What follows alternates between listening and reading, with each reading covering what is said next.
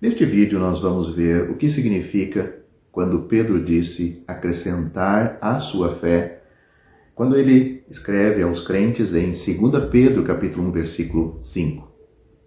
Antes de qualquer coisa, devemos ler os versículos que estão inseridos esta frase em 2 Pedro, capítulo 1. Começa assim: graça e paz lhes sejam multiplicadas pelo pleno conhecimento de Deus e de Jesus, o nosso Senhor. Graça e paz lhes sejam multiplicadas pelo pleno conhecimento de Deus e de Jesus, nosso Senhor.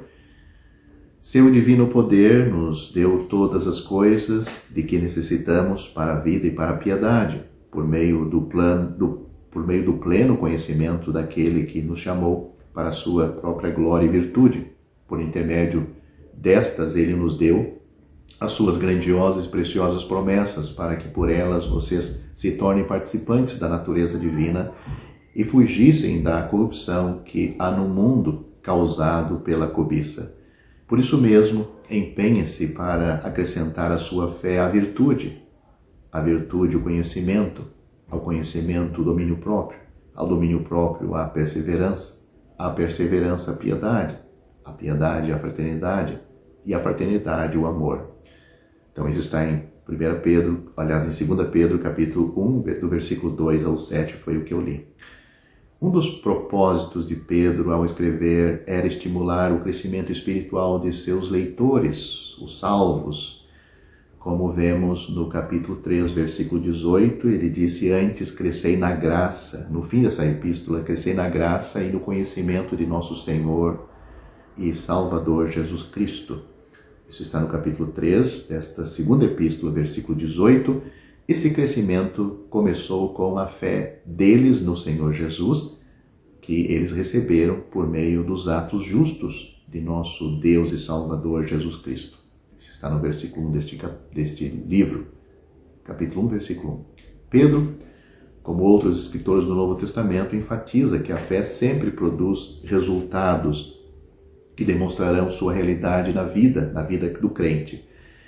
E ele está ensinando isto nesta passagem. Além disso, é o crescimento espiritual em meio às provações e pressões resultantes de seu testemunho, do Senhor Jesus, prestado ao Senhor Jesus. Esperava-se que eles se desenvolvessem espiritualmente e demonstrassem esse desenvolvimento expressando as virtudes resultantes de sua fé. Outras boas traduções podem ajudar quanto a este assunto. A nova tradução de John Nelson Darby, diz assim: usando de toda diligência em sua fé, também tenham virtude, enquanto outra tradução bíblica expressa assim: adicionando de sua parte toda a diligência, forneça virtude em sua fé. Outras versões o expressam de maneira semelhante, de modo que temos todos os motivos para aprender que Pedro está dizendo que dentro da fé que temos em Cristo, deve haver virtude, conhecimento, temperança, ou seja, o controle de si mesmo, paciência, que é a resistência, temos a piedade, bondade fraternal e caridade, ou seja, o amor ágape. Pode-se ver essas virtudes cristãs como a expressão cêntupla do que a fé produz, como ela é vista. Sem estas evidências e resultados na vida de alguém que confessa ser salvo, a fé é inoperante e sua existência é questionável. Lê Tiago, capítulo 2, versículo 26. Essas características foram plenamente expressas no Senhor Jesus Cristo, em Cristo, nos dias de sua carne. Também vemos exemplos deles em um homem de fé Também vemos exemplos deles, dessas virtudes, em homens de fé em nossa Bíblia. Os crentes também podem expressar essas qualidades através da operação da energia divina em nós. É o que diz 2 Pedro capítulo 1, versículo 3. O resultado das grandes e preciosas promessas de sua palavra e o exercício pessoal, ou seja, a diligência do crente. Deve ser nosso exercício, melhor dizendo, demonstrar as qualidades que refletem Cristo em nossas vidas por meio da operação de seu Espírito Santo em nós. Não desenvolvemos essas qualidades concentrando nossa atenção nelas mesmas, mas sim pela ocupação com Cristo e sua palavra e pela sujeição ao controle do Espírito Santo. Se forem vistas na vida de uma pessoa, isso evidenciará que ela está crescendo na graça e no conhecimento de nosso Senhor e Salvador Jesus Cristo. Pedro segue esta linha de expressões de fé com uma exortação no versículo 8 e uma advertência no versículo 9. Vamos ler esses versículos. Porque se estas qualidades existirem e estiverem crescendo em suas vidas, elas impedirão que vocês, no pleno conhecimento de nosso Senhor Jesus Cristo, sejam inoperantes e improdutivos.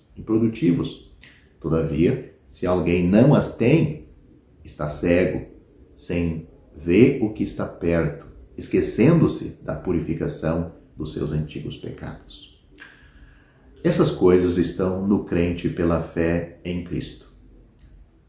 A posse das virtudes cristãs pelo crente é uma coisa natural e esperada em razão do fato de que ele se tornou um participante da natureza divina.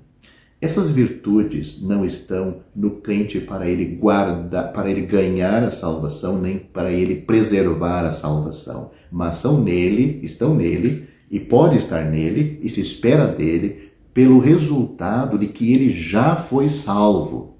Uma experiência pessoal, quando ele creu em Cristo como seu Salvador.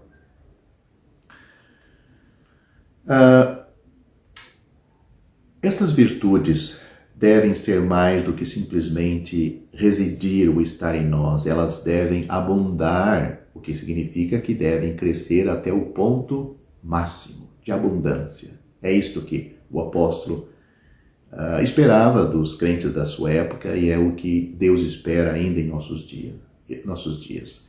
Nosso exercício deve ser que essas demonstrações práticas da realidade da fé possam ser vistas de forma clara e prática em nossas vidas à medida que crescemos na graça.